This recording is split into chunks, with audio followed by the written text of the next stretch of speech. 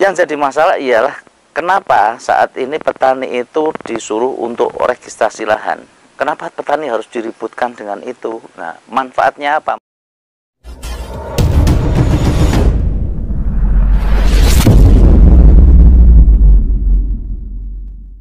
Assalamualaikum warahmatullahi wabarakatuh. Kemarin setelah kita upload untuk cara registrasi lahan, ini banyak sekali komentar-komentar yang ada yang mendukung, tapi lebih banyak yang merasa bahwa aturan-aturan itu sangat merugikan untuk petani. Di sini kita coba jelaskan mengapa untuk regulasi itu harus bergulir kepada petani.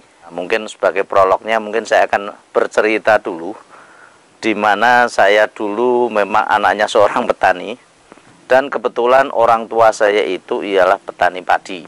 Zaman dahulu mungkin kita tidak pernah berpikir untuk regulasi tentang tanaman padi. Nah, setelah kita lihat untuk proses registrasi lahan, itu pada dasarnya semua komoditi itu memang harusnya diregistrasi lahan. Nah, untuk tanaman yang lain apakah wajib atau tidak, ini juga banyak yang sudah meregistrasi lahan, ada yang belum memanfaatkan untuk masalah registrasi lahan itu. Terkait dengan tanaman padi yang dulu ditanam, itu untuk proses distribusi dan sebagainya sampai dengan tingkat pembeli, itu melalui proses-proses yang panjang.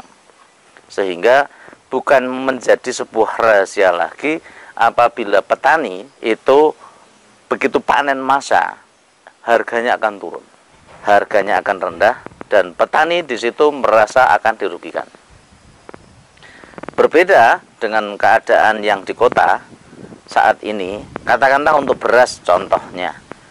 Di waktu petani itu panen dan tidak panen, untuk harga beras rata-rata di angka 10.000. Ini yang jadi pertanyaan, kenapa dari petani itu untuk distribusi tidak bisa menyentuh ke perkotaan?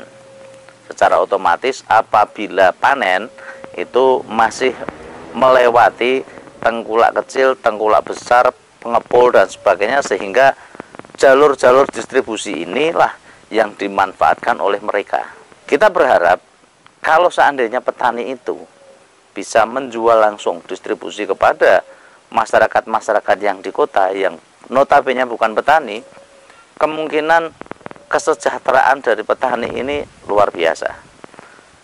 Ya, ini pasti banyak yang setuju.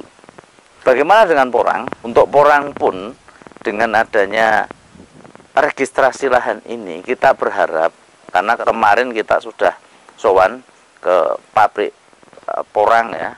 Intinya kita berjuang bagaimana supaya petani ini bisa distribusi langsung ke pabrik. Nah, ini sangat diterima oleh pabrik dan alhamdulillah dikasih jalan. Makanya untuk distribusi nanti, teman-teman petani itu bisa langsung distribusi ke pabrik. Yang itu yang kita harapkan, dan petani insya Allah kalau bisa melakukan itu, kesejahteraan petani akan berkembang. Yang jadi masalah ialah kenapa saat ini petani itu disuruh untuk registrasi. Nah, ini pada dasarnya memang mengajak petani untuk mulai sedikit lebih pintar. Ada yang menangkap ini positif, ada yang menangkap negatif. Nah, kenapa harus registrasi lahan dan sebagainya? Ini kesempatan seperti tadi punya manfaat pertama, yakni dari petani bisa distribusi langsung kepada perusahaan. Secara otomatis data-data petani perusahaan mempunyai, sehingga perusahaan itu tidak akan mencari lagi umbi-umbi yang dari tengkulak besar, tengkulak kecil, rentetan ini akan terpangkas. Itu yang manfaat pertama. Terus manfaat kedua untuk petani porang, kita bisa melihat bahwa porang ini ialah tujuan awal dari kita menanam. Saya dan teman-teman yang menyimak ini mempunyai tujuan ialah sebuah komoditi yang luar biasa yang diekspor ke luar negeri. Nah, ini pasar yang paling besar memang di Cina. Distribusi ke Cina dari dahulu sampai sekarang, sampai terakhir kemarin, tahun-tahun kemarin itu lancar, tidak ada masalah. Tidak ada masalah sampai dengan beberapa tahun yang lalu mengalami suatu kendala untuk distribusi umbi ke Cina, karena apa yang dikirim ini ternyata berjamur, busuk, dan sebagainya. Sehingga dampak dari kemudahan-kemudahan yang dulu dialami petani itu dimanfaatkan oleh tengkulak, dan tengkulak itu cukup besar itu untuk ekspornya tidak mementingkan yang namanya kualitas. Kita sendiri apabila disuruh membeli barang-barang berjamur, barang-barang berkutu, ya kita tentunya tidak mau kalau kita memposisikan dirinya sebagai pembeli. Nah, di negara Cina sendiri sehingga menutup pintu ekspor untuk produk porang itu masuk ke Cina. Informasi yang kita dapatkan demikian. Nah, sehingga membuat tuntutan untuk kualitas, ya, standar kualitas tanaman.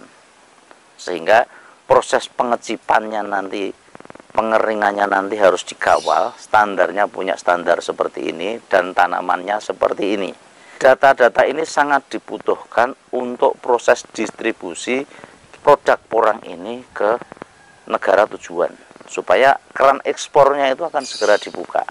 Kita tahu karena hampir 80% untuk tanaman porang ini memang diekspor. Kalau yang terima sana sudah memberikan syarat, ya kita harus menerima persyaratan itu semua.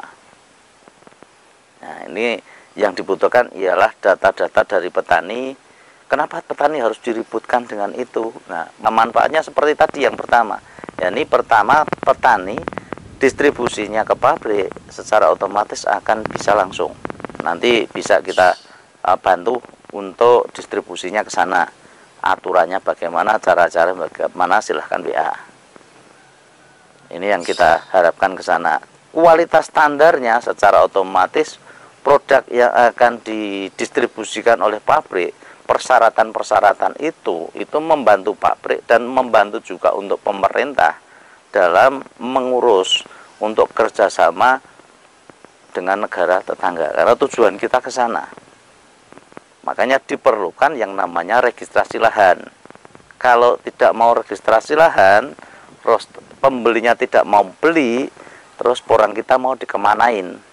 Nah, ini makanya kita bikin untuk kemarin cara-cara untuk registrasi lahan, silakan disimak. Saya mempelajari registrasi lahan itu, cara ngisi aplikasinya cukup lama sampai kita benar-benar baru tahu, baru saya upload. Dan dengan semua yang menyimak tinggal ngikuti, kan lebih enak. Itu kenapa untuk distribusi masalah barang, masalah registrasi lahan yang harus kita ungkap. Alasan-alasannya seperti apa, itu yang kita dengar. Ya, itu otomatis menurut kita, menurut saya, ini pendapat kita pribadi ya, tentang kenapa registrasi lahan itu dibutuhkan dan mengapa petani itu harus registrasi lahan. Ini pendapat yang menjadi kesimpulan saya kenapa kita harus melakukan seperti itu. Lah, kalau misalkan kita petani kecil, Pak, bagaimana? Kita cuma sewa lahan, kita cuma nanam beberapa petak. Dalam registrasi lahan itu ada keterangan lahannya itu lahan sewa atau pribadi. Silahkan tinggal diisi. Terus kalau misalkan itu petani kecil, bagaimana? Di registrasi lahan itu pun juga diterangkan ini perorangan atau badan usaha. Karena untuk perorangan silahkan yang punya lahan-lahan besar mendaftarkan diri, yang kecil bisa saja juga mendaftarkan diri. Kalau misalnya kecil nanti silahkan mendaftarkan diri dari kelompok tani. Kelompok taninya salah satu, misalkan satu kelompok tani anggotanya 20 atau 30 atau berapa, atau satu asosiasi itu silahkan nanti dimanfaatkan. Nah, itu secara otomatis petaniannya sekian didaftarkan salah satu. Nah, ini karena saya melihat yang kemarin ya, formnya di situ secara otomatis bisa tertampung. Nah, itu tolong dimanfaatkan asosiasi yang teman-teman mengikuti. Itu dimanfaatkan ya, disuruh kerja. Jadi tidak menjadi masalah lahan Anda itu kecil atau lahan Anda besar, lahan Anda itu sewa atau tidak sewa, silahkan nanti dibikin ya untuk registrasi lahannya. Kenapa? Itu akan sangat membantu data-data pabrik dipenuhi untuk syarat-syarat ekspornya nanti, dan dari pemerintah pun juga bisa dimanfaatkan. Kalau kita, petani kita itu pinter sekarang, bukan petani yang zaman dahulu ya. Petani kita sudah pinter, sudah mengerti tentang yang namanya pertanian, bahan-bahan yang kita gunakan ini, data-data itu bisa untuk membuka peluang kerjasama antara dua negara.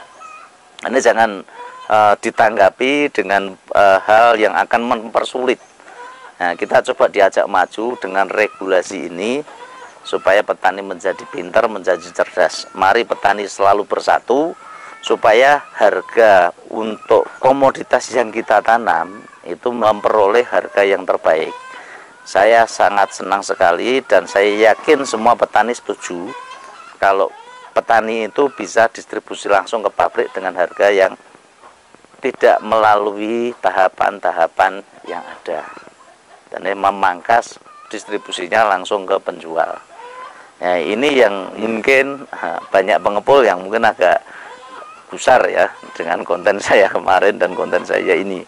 Ini saya harap petani tetap semangat dan selalu optimis. Untuk harga sampai dengan hari ini, di akhir bulan Maret ini belum ada pembukaan. Karena kalau ada isu harga di luar berapa dan sebagainya, ya itu mulut-mulutnya tengkulak-tengkulak yang kurang bertanggung jawab, atau mereka yang menjadi penonton saja yang memberikan harga.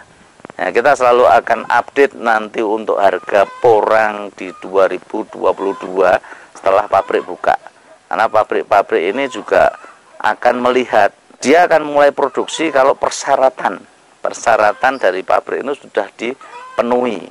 Nah, kalau mereka mau membeli tapi untuk distribusinya ke negara tetangga belum bisa, nah terus mau dibuat apa porang yang dibeli pabrik? Secara otomatis juga pabrik juga belum mau untuk membeli. Nah, kalau belum mau membeli, masih menunggu dari teman-teman petani tidak mau registrasi lahan, nah sampai kapan nanti akan saling menunggu. Nah, kita sukseskan ya. Yang mau registrasi silahkan, ayo kita jalankan supaya semuanya itu menjadi cepat selesai. Kalau masalah NPWP, NIB dan sebagainya, ya otomatis itu berkaitan dengan pajak, ya harus kita tanggung karena kita hidup di negara dan negara ini memang sudah mengatur. Intinya pajak itu ialah sesuatu yang dikeluarkan oleh seseorang itu tidak akan membebani ya, yang namanya penduduk, sebagian dari apa yang kita hasilkan. Dan ini kalau kita tidak berhasil ya tidak bisa kita pajak. Intinya ke situ. Nah, ini tolong disadari karena untuk teman-teman petani ya yang mempunyai lahan kecil, kalau wajib pajaknya nanti silahkan koordinasi ya dengan Dinas Perpajakan. Saya kira tidak akan menjadi beban yang besar untuk teman-teman para petani ya. Ini masalah pajak, kalau misalkan tanaman kita kecil juga pajaknya secara otomatis juga kecil. Mungkin itu dulu yang bisa saya sampaikan. Semoga bermanfaat. Banyak salah kata yang terucap, mohon maaf yang sebesar-besarnya. Billahi taufiq wal hidayah. Wassalamualaikum warahmatullahi wabarakatuh. Bye bye.